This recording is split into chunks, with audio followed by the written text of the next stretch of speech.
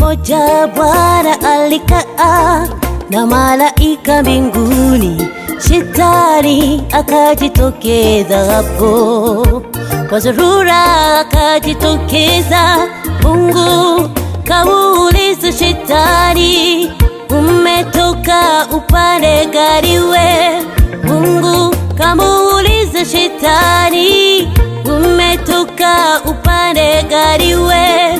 Je, umemuona mtumishi wangu Ayubu? Mtumishi wangu ni mwaminifu, mtumishi wangu mkamilifu, mtumishi wangu. Je, umemuona uko?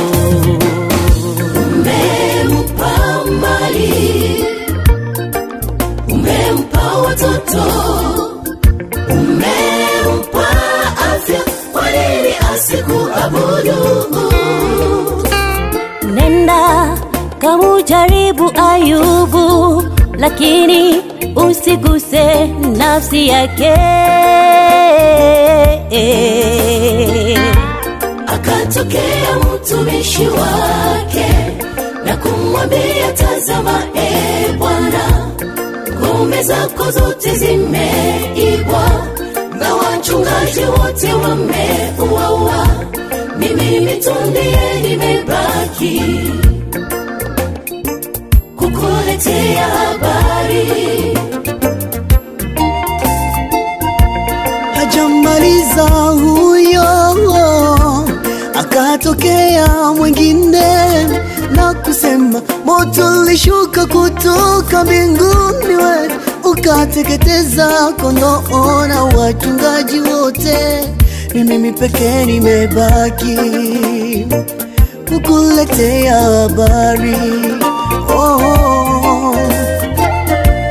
Hajamaliza huyo, akatokea mwingine na kusema, moto ulishuka kutoka mbinguni we, ukateketeza kondoo na wachungaji wote, ni mimi pekee nimebaki kukuletea habari.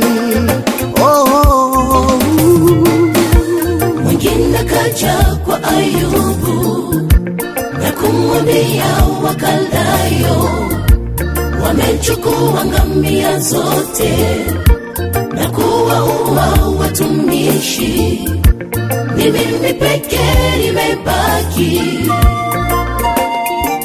kukuletea habari. Mwingine kaja kwa Ayubu na kumwambia, Wakaldayo wamechukua ngamia zote na kuwaua watumishi, ni mimi pekee nimebaki kukuletea habari. Mwingine kaja kwa huzuni na kusema, wana wako walikuwa karamuni, upepo mkali ukavuma na kubomoa nyumba wakafariki, ni mimi pekee nimebaki kukuletea habari.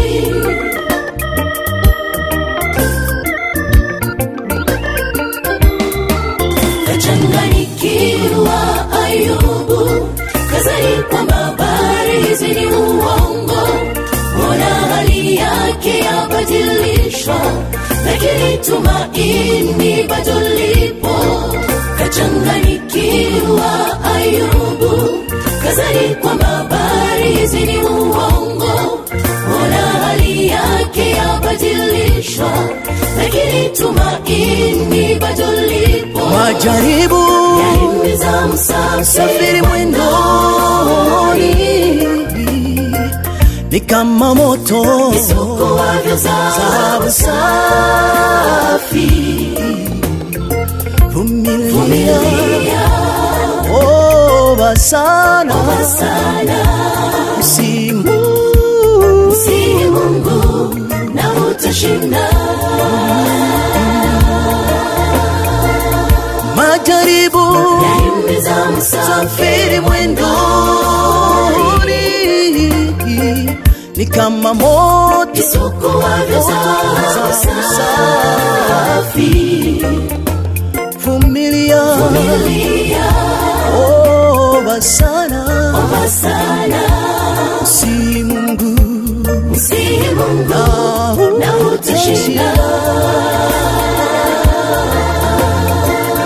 Majaribu yahimiza msafiri mwendoni, ni kama moto isukuavyo dhahabu safi. Vumilia, omba sana, msihi Mungu na utashinda.